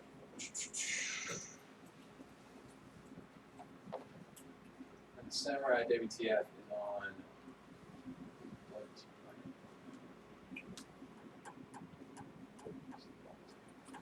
No. There's one. I had it up to two. I'm tempted to go forward. I'm running out of stuff, so that's all I did right there. And then I just started, and I'll run through its startup. That's why I like with this one. It takes a little bit of time to load, but it loads a lot faster than Kali. You can And see, you see here with 8 gigs too. I am running 2 machines at the same time, so. you can save snapshots, so you don't even have to do this every time. Well, no, I'm showing what the point of this is that I'm showing you that you can install it, and we're installing it all within a 45-minute talk. So getting this stuff up and running isn't hard. Now, let me figure out how to get my mouse out of there. There it is. You just jinxed yourself, by the way. What's that? You said it wasn't It's hard. not hard. No, well, you Oh, you jinxed yourself twice actually. How's that? You said 45-minute talk, and it's not hard. So yeah, what time did you start? The longest it took was Please do. We have a lot of them. the longest part was me unzipping Samurai right now. That's the longest bit. I'm heckling you because this is the most progress we've made without the demo guides. Right. So I've got Samurai WTF set up right now, and I can go in here. Greedy with the Go in here. split first. And do a search for a burp. I had burp. And burp. So that took longer to load than this VM took to load. This burp and zap. So I've got it set up. I don't like the order here. So while that's loading, we'll go back to the presentation. And we'll go to the next slide. So now what? So now this is where you start diving in. You go to guides. You can go to Vuln Hub, download some vulnerable stuff for the application security stuff. There's the OWASP Web Application Broken Project. Broken Web Application. I think I said that wrong. I've put bricks on here. I don't need a VM to run bricks and zap on my laptop, but you can do whatever you want. Dive into the documentation, broken web application VM project, Vuln Hub, and then as we were talking, if you're looking to do networking stuff, you got pfSense and OpenWRT, so you can flash your router and do some more. You can get more functionality with networking if you want to get better at networking. In fact, Chris, who is like I said, a red teamer, so he does phishing for organizations and stuff, and talks about getting into the organization. He talks about network segmentation as being one of the primary things. He needs to know how to show a company or an organization how to segment their network. So what he did was, I think he flashed his router with OpenWRT at home, and he segmented his network. So he segmented his printer from his wireless, from his his home network, just to get a better understanding of network segmentation. So that's a lab too. There's there's really, I mean, the login there is your browser to log into. Do you OpenWRT? You just use a browser to log into, right? Chris, Yep. do you know, Or yeah, OpenPutty. Do you know if there's if you can virtualize that? Yes. So you The can run only it. thing, the only thing that's weird about when you virtualize it is you lose a few features, but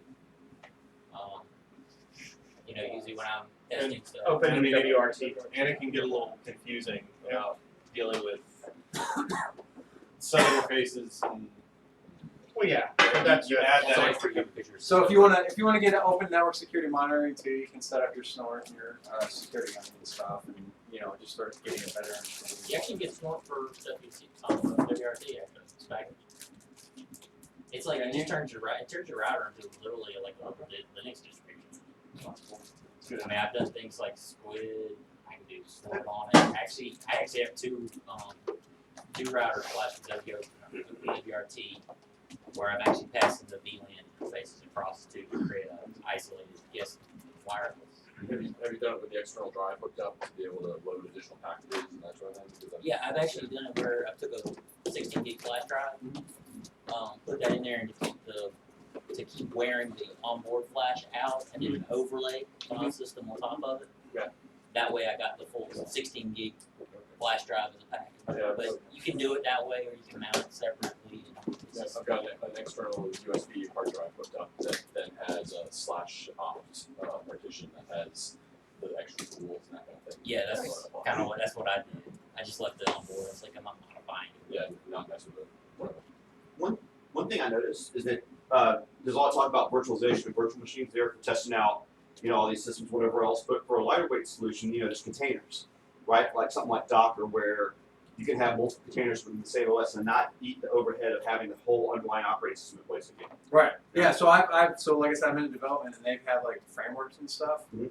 And so like Node.js is one that I'm working with, and so I just loaded Node.js on there, and I have that on there to mess around. Sure, using Docker.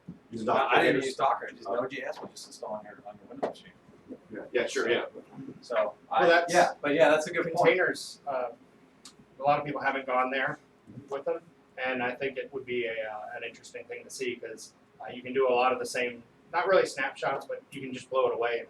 I'm actually gonna try that because I need to get a better understanding of Docker, but between now and the next conference talk, I'm gonna be playing more with this stuff. It's basically how you pronounce it, a root jail or whatever else, right? It's essentially a root jail plus isolated process space, isolated RAM, et cetera. But you can bridge them out, right? You can open up the process IDs across the different containers, and same thing using your bridge networks in between, whatever else. So if you want, I can afford. The other thing is that it caches different layers of the file system underneath it, or it doesn't do what's called layers.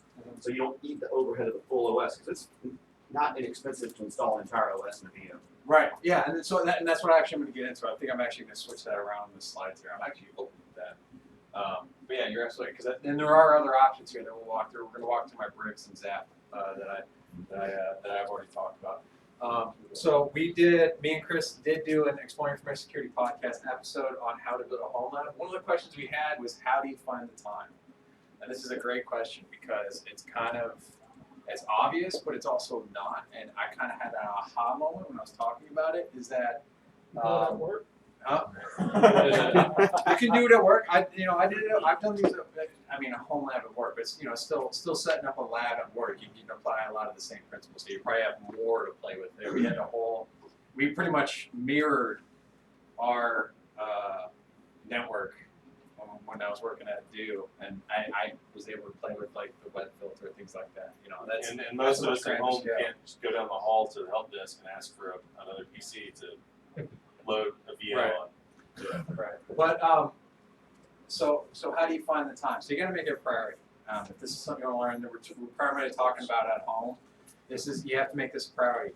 But I will mention, I don't do a home lab on a daily, weekly, or even monthly basis. I do it when I need it. So sometimes I need it a lot, sometimes I don't. It's kind of when you want to learn a new skill, go do it for a little bit and then come back. If you're looking to get into the InfoSec field, you probably want to do it a little bit more, so you can say, and do it once a week for 2 hours. I think that's a pretty good amount of time to be spending each week, depending on how much time you have. If you can spend more, that's great.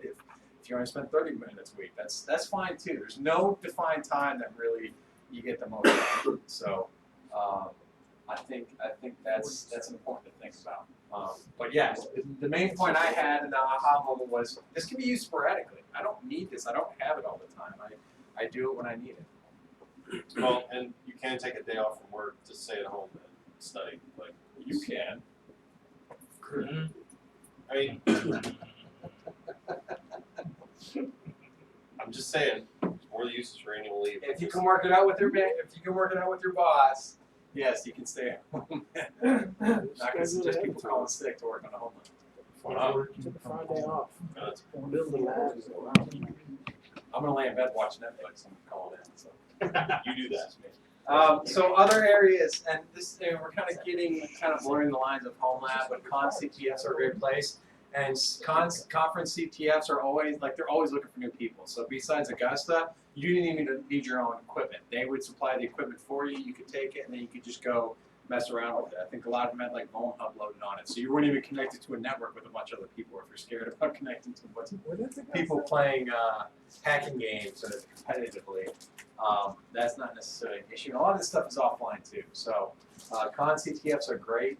A lot of people I guess it kind of depends. If you know someone in the CTF, just go sit with them and watch them. And if they're open to questions, some people get pretty competitive in there, so you got to kind of be careful about walking up to them and asking them questions like, "What are you doing?" But you can walk up to some people and ask them questions about stuff. Books, again, as I've already mentioned, data-driven security book, applied network security monitoring book. They walk you through exactly everything you need to do, and then you just do it from there. OWASP projects are great, which we'll get into, bricks, things like that. So Cyber Patriot volunteer. Cyber Patriot, when I signed up for that, became a licensed mentoree. They gave me free access to a lot of Microsoft stuff. So I was able to download Visual Studio. I was able to download all sorts of different things from Microsoft for free to kind of play around with. So getting involved in some of that stuff can get you access to different resources that maybe you don't have. Volunteering journalists is good. So there's also, like I said, I got OS Personal, which I will run through. Mantra is what they recommend with bricks, but like I said, I use Zap. But you can use Mantra, which is just pretty much Zap in the Firefox browser thing. I never use Mantra, but it's there. And then there's Over the Wire. So you don't even need a VM. You don't need to set up anything. You just go to Over the Wire, grab Putty, and you log in and do the challenges. So we'll actually do that. Over the Wire is awesome. Over the Wire is awesome. So let's go to, and I don't even have a link saved, so Over the Wire. So we'll look at your Google food. My Google. What is it? Bandit's the first one. Bandits, yeah. That's So and then what's great about this? Go download Putty. I thought that's what it's. yeah.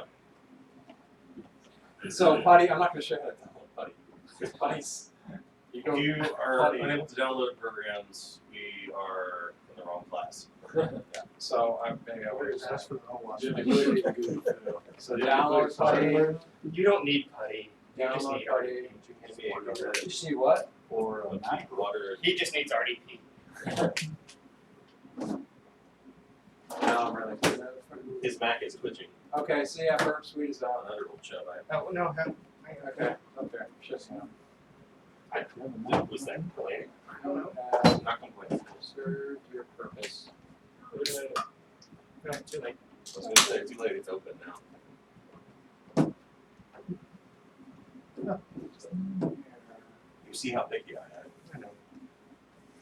You know how picky I am.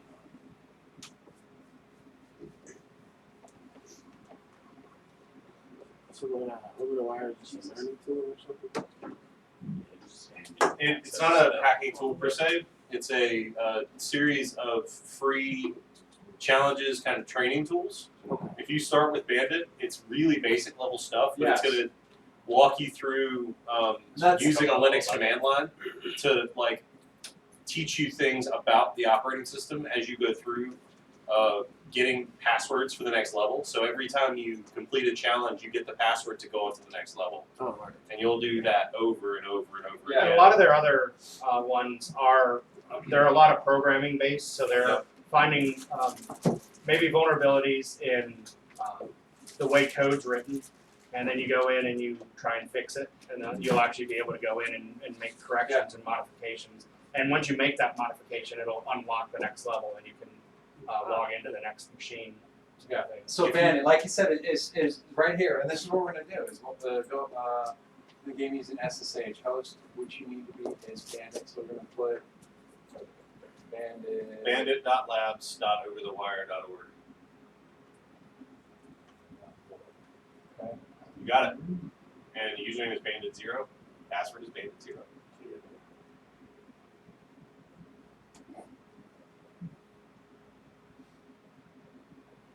So Bandit 0.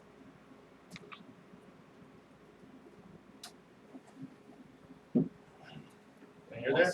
Once logged in, go to the. So they don't give you all the answers. Once logged in, go to level 1 page to find out how to vote. They don't give you all the answers. They give you commands you may need to solve this. Password for the next level is in a file called readme, located in the home directory. Use this password to log in. To Bandit using SSH, wherever you find a password. So it's in the readme file essentially. So let's see. There's the readme file. So there's the password for the next level. So you take that Can you make it password bigger? and you log into the next level, and then it goes from there. You make it bigger. Can you Maximize it. maximize the screen? Maybe make it. It's not gonna make the text bigger. You can change your fonts. Why do I need to change my font? You want to write those it down? guys can't see what you're doing. Oh, It's absolutely invisible back here. I just see a lot of. yeah, that's okay. That's a good point. Yeah, for your next. My putty, I'm gonna have to increase the font Yeah, size. Okay. bump it up to like a 14 or an 18. Yeah, no, that's good. I've been making notes about your presentation to send to you. That's the list. Yeah, you go all the way around. Thanks, buddy. I'm here for you, Tim. Yeah, buddy. You don't have to figure it out now. Figure it out No, later. I was looking for like a zoom button, like. No, you're gonna have Hey, to. ooh. You're gonna have to like maximize the screen and then change the font. Hey, Yes. and you want to go and set your laptop up in your living room, and then go back across the room and sit down on your couch, and increase the font size until you agree it. Well, there is a zoom button here. That's why It's just doing this screen right here. Yeah, it's just gonna hose you. Just keep moving. Not really much else, but. Everyone else is just gonna have to go and. So yeah, go to Complete over the the wire. bandit. But I mean, okay. So the point is what I was typing in. I can tell you what I typed in. I typed in the password, typed in ls, and then I typed in cat readme for the readme file that gives me the password. What does for the next LS level. do? List. What's enter?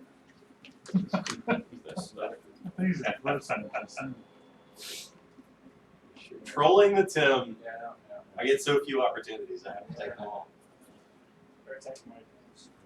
Anyone looked up his LinkedIn history profile? Great. Nice return. Just as a FYI, you're probably at about 40 some odd minutes at this point. I'm way past that. Okay, so this is my UW AMP server. This is like an Apache SQL all tied into one. All I need to do is hit. Oh, it's already started. Okay, so it's started. And then, You've never seen that movie. Yep, You need to go see right. it. So that's. I don't even need a VM. I just spun this up essentially, and I can walk through bricks, and I can walk through. So they have like login pages, and you can do basic login, JavaScript validation. Let's see. And this is all just running off my laptop. So if you go to their guide website, they show you how to exploit each one of these. So let's see.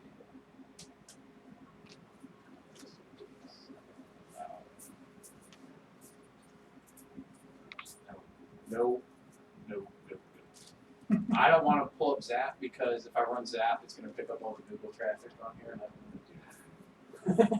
I don't want to do that. Show us your tabs.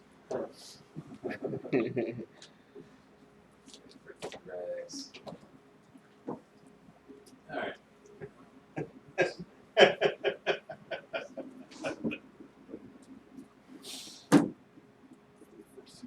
see when I Yeah, when I'm you at can the see your first two tabs, Tim. Yeah.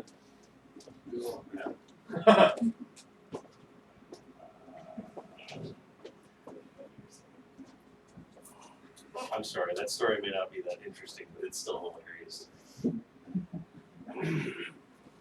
So this is their website, and it shows you login pages. So it'll walk you through each login page and what you should be doing with it. And it has like they have videos that show you exactly what you need to be doing in there. So this is all manual stuff. Like I said, I threw Zap at this and found a lot of the same stuff there. So my option for Bricks was to have something, I didn't need to spin up an entire VM with the web server. I didn't need to set up an entire web server. I just downloaded this and ran it. Was able to, get better with Zap based on that. So. Pull the other one. It'll shrink. That's not wow. Yes, good. Questions? Any other suggestions? Yeah, we're way over. I think I started about an hour ago, 60 minutes ago, but we've had a lot of banter too. So. Yeah, I was gonna say, you can't judge presentation time in this group. Right. Well, one of the things that I did do, I don't know if anyone, I'm assuming no one has questions. I think we've been kind of interactive with this. Everyone, I see yawning and stuff going on, so. Damn it, Tim. Damn it. Damn it, Bobby. Damn it. Okay, so yeah, so this is, so I went to Vuln Hub, so we go to Vuln Hub real quick.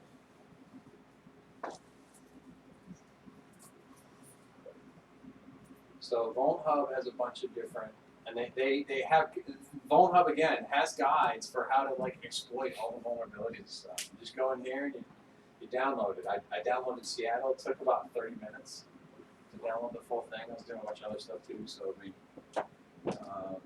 depends on your network at home, but I should move this into something right here. And then there's the Broken Web Apps thing. Like I said, I downloaded this last night and I had to go to softball and came back and I didn't want to do anything else. So I apologize for not being overly prepared. Are we gonna have the ColaSec softball? Did anyone seem like they were prepared for this meeting? Anybody? You are not prepared. Never prepared for these meetings. Happens at the same day of the month, every month. Okay, so now, so this is a .ova file. Is that something I can throw in VirtualBox or is that? OVA files? I might No. have to get it. Just little templates. You gotta convert it. I was gonna say, when you say OVA to me, I immediately think PLC because I'm. But you can fire that up with VMware. Let's just double click and see what happens. Whatever happens. Oh, VMware boom! Look at that. It's I mean, it's super easy. So easy. It's so easy, even a 3-year-old can do it. no, some of them. Your sevens are just kind of your. It'll have like what the VM template is. Okay, so let me, so VirtualBox is on the other machine. It's Toshiba already does. Oh yeah, it's easy. It's like just the config manifest and on the file server. OVA is basically And the only thing I would mention is you should do like the cooking shows and you should show how to spin up the VM, but also already have a VM ready. Like, Right, yeah, I was thinking about that. That's not a terrible idea. Well, see, and Yeah, that, yeah, Here it is, done. Here's what- I just put this in the oven and here it is. Yeah. no, that's I think that's what Moving I'm gonna do. That's what I'm gonna do is I'm gonna have a different VM set. That oven is powered by magma. But see, I mean, that also this stuff didn't really take that much time to load. Like I said, the Samurai and WTF was able to the longest one. You should have this in all your presentations. The General Daughter. Just an angry looking John Travolta standing. The one movie where he didn't Is there dance. anything other than an angry looking George? Was he angry looking when he was in the dancing movies? Yes. So and then here's VirtualBox with Seattle, and so It's a great power it up movie. and see what happens. And now I've got a. I don't know. Has anyone ever tried? Try what? Could not start the machine because of following physical network interfaces were not found. Oh. Just restart it. Have you tried turning it I off? just opened it. Okay. We're using that working. Who needs networking? Oh yeah, it's overrated. So has anyone ever tried hacking a Vuln Hub machine like that's on virtual Drink. Kali that's on workstation? A Vuln Hub machine that's from one to the other. Well, Like no. you're What I'm running saying one is using VM Workstation or Fusion for one, and then using VirtualBox for another. So, no. That shouldn't matter. It shouldn't matter. I was just wondering if everyone's done It depends on how you set up the networking. Because if you set up networking so that it uses its own IP address and not NAT networking, then you should be able to access it by IP address with no problems. If you're doing NAT or private networking, then yeah, you're going to run into some issues. Two different virtual switches that are Yeah. not talking to each other. Yeah. These switches are different. But if you actually make them bridged connections, then they'll show up as just IP addresses on your physical network that your host is on. Yeah. And you can access them from there. So here's the. That's cool. So here's a walkthrough for. Oh, I'm sure there is. Here's walk. I just clicked on the walkthrough links I mean, for if you've got Vuln Hub going on. until it's kicked on a whole lot. What? Look behind you. That's the download between the two. Well, nobody tells him about the giant spider. Well, I'm not scared of spider. No, I meant the karaoke machine. That's crazy. We could have been using the karaoke machine all night. Why? It's just Yeah, brains why and not? senses. This one's beyond that. Yeah, it just thinks So yeah, it's two there's brains. walkthroughs for a lot of this stuff. You can see they got the Seattle sounds, stuff like that. So It's separate. there's really no reason not to, get involved. Like I said, this isn't like anything supposed to blow your mind. It's to show you can set it up pretty quickly and get going. So what I'll do is So you don't need a whole lot to really set up. Some of the more complicated stuff. Yeah. I think the big thing is like we were saying earlier, do you want to do red hat stuff or Right. blue hat stuff? Like, pick your poison first and then build your lab. It's hard to, but it's Right. good. But Well, if you Well, don't know what I you want to do, this is a good opportunity to just kind of poke around. Go, I really like doing this. I don't like doing this. You can do something simple as I have Redline on this machine. I can just run Redline, which is a memory forensics tool, and start digging into some of the inner workings of.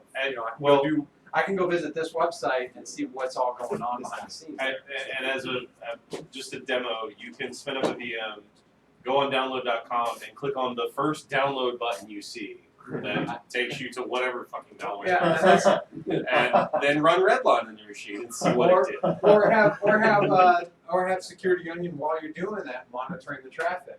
That's it's kind of up to you and what you want to do. So I'm thinking out of the box. If you've never done this before, maybe just clicking the download button and Redline is probably the easiest thing. right. Well, see, and that, Security Onion is an excellent next step. Yeah, no, you're right. Yeah, and that's one of the things that I wanted to do as a SOC analyst is when we see this website, we see it doing a certain amount, but we don't have all the information in the traffic we're collecting. So having a box that we can go push a button and run take it offline right after the fact and then go run Redline on it. Yeah, that'd be very beneficial from a understanding of what's happening. So Look at Rimnuts.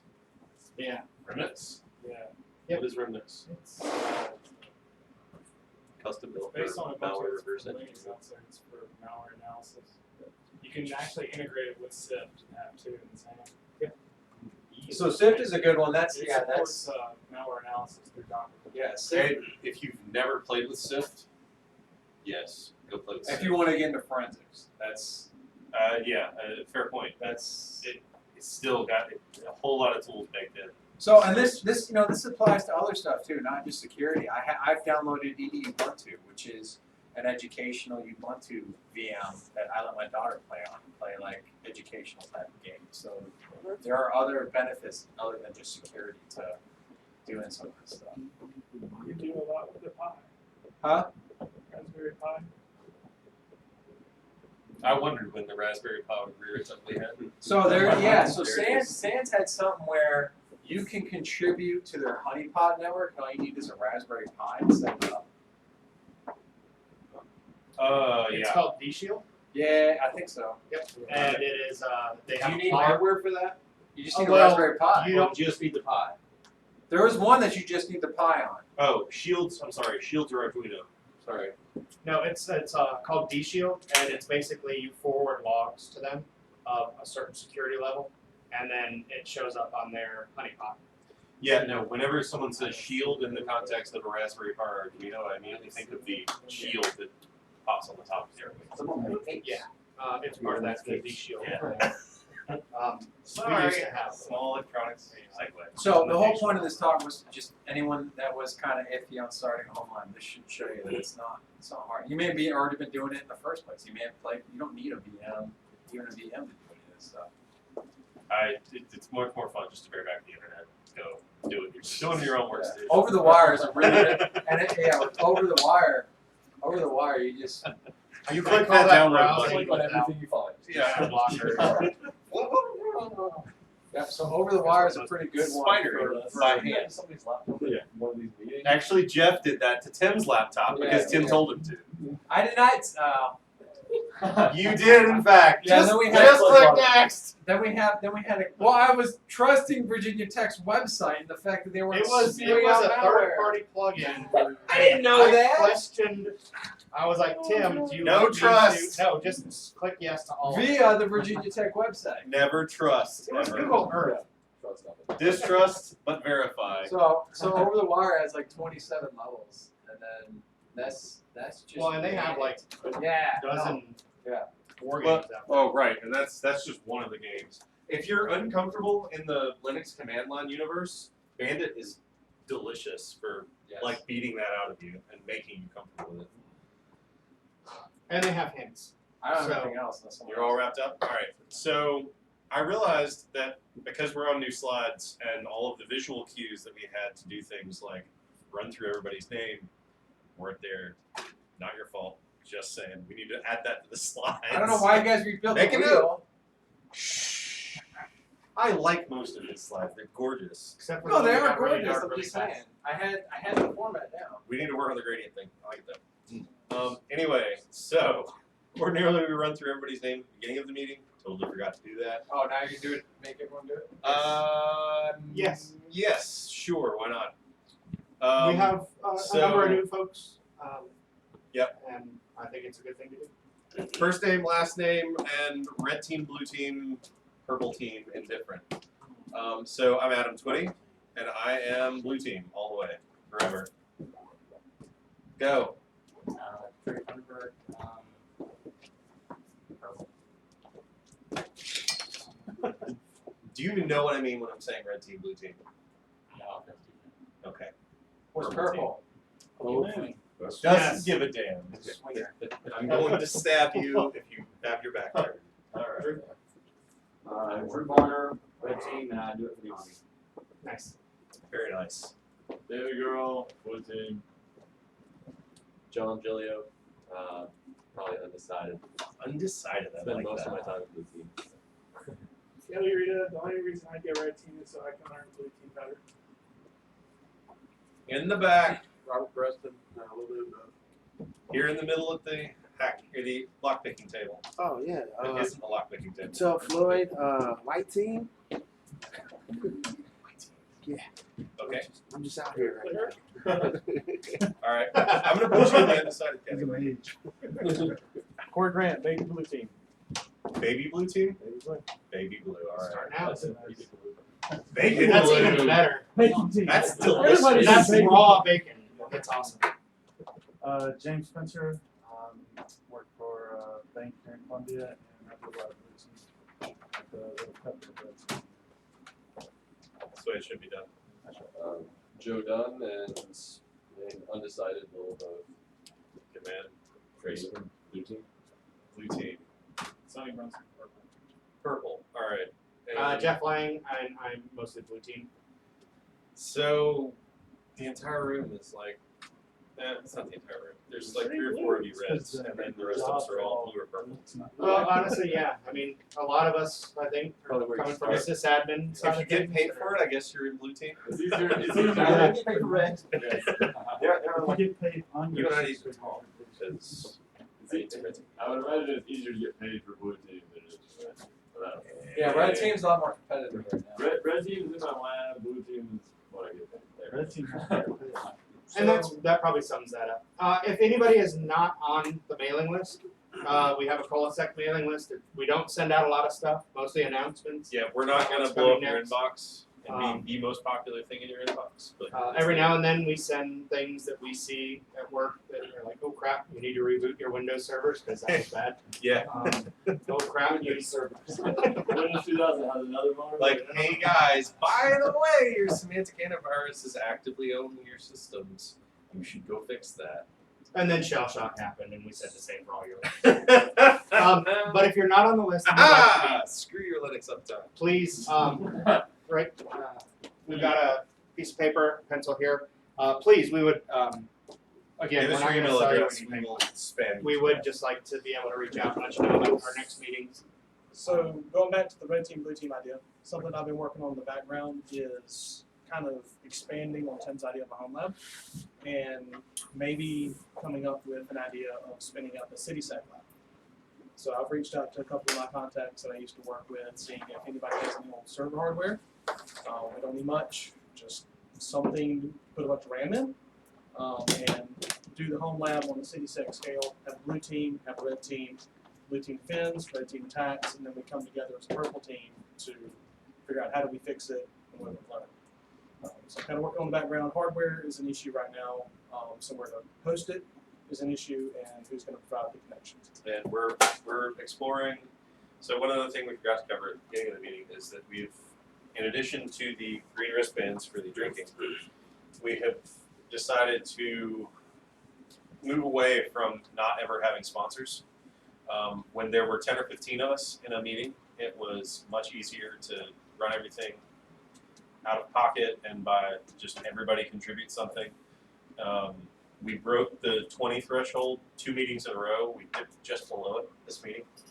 I sort of look for us to bump back above it next time around, because we're going to start actively recruiting in spaces that we haven't before to bring people into the meeting. But I'm also going to start looking for sponsors to bring in food. Absolutely not looking for somebody to come in and give an hour-long presentation because they sponsored our meetings, because that's not why we're here. But I also don't mind letting somebody have 10 or 15 minutes of FaceTime to talk at you about something. I'm going to be pursuing options that don't require that necessarily, first and foremost, but it's on the table. So that may change a little bit meeting to meeting. The other thing, there's a schedule for collab on the tables around. One of the things that has caught my eye on the schedule is a session on WordPress. Hold on a second. But they're doing a beginner skills with WordPress, and I think it would be really neat if we could get together as a group and give a presentation, one or two of us, on securing WordPress, because it's a damn nightmare. And if they're doing a beginner class on having startup website. You're doing that on purpose. Again! You with the door slamming! He's the guy thinking. Way to go, Al. You're that guy. I'm that guy. I'm sorry. We love you. So anyway, I would like to get together and put a presentation together. I haven't talked to the collab about this yet because I don't want to tell them, hey, we're going to be there, and then we don't show. But if you're interested in assisting with that, What is I have like some tangential Yeah, I think so. It's coming soon. experience with security. I might be free to help out with that. So But yeah, So if It's y'all not- need it's to not- Adam, it's basic or stuff. just a So group, and we can take it from there. yeah. it's So basic. It's WordPress. Keep your stuff updated. Don't uninstall stuff that you don't need. And Yeah. third-party plugins. some of it's tend to basic be security, a but lot there's more no security But that's plugins. what I'm saying. It's also if it's just for beginners, we don't need a whole That's lot of the security challenge. stuff. You need to tell them how to back up their database though. That's a little bit, they're like, what? Back up my So, database? Why? I will find the I will find the listing. There is a website, or there's a page on the CoLab website that, or the incubator's website that has like a full description of what they're going through. I'll find that. So, at this point, I am out of the things to talk about. So, Updating the webpage might be good. yeah. Damn it! Did I forget to update the webpage? Yeah, maybe not Straight calling up it did. blog. Our next meeting is on April 19th of this year. If you have any Sorry, contacts guys. Yeah, that's for my bad. hardware, Again? let me know. If you have any extra hardware laying around or contacts, let me know. I have an idea for that. And again, if anybody has something they Nice try, China. would like to talk about, we certainly are taking information about things that people might want to present. And again, it's, you know how kind of informal it is. You're How not much allowed. heckling you might get, it's only because we love people.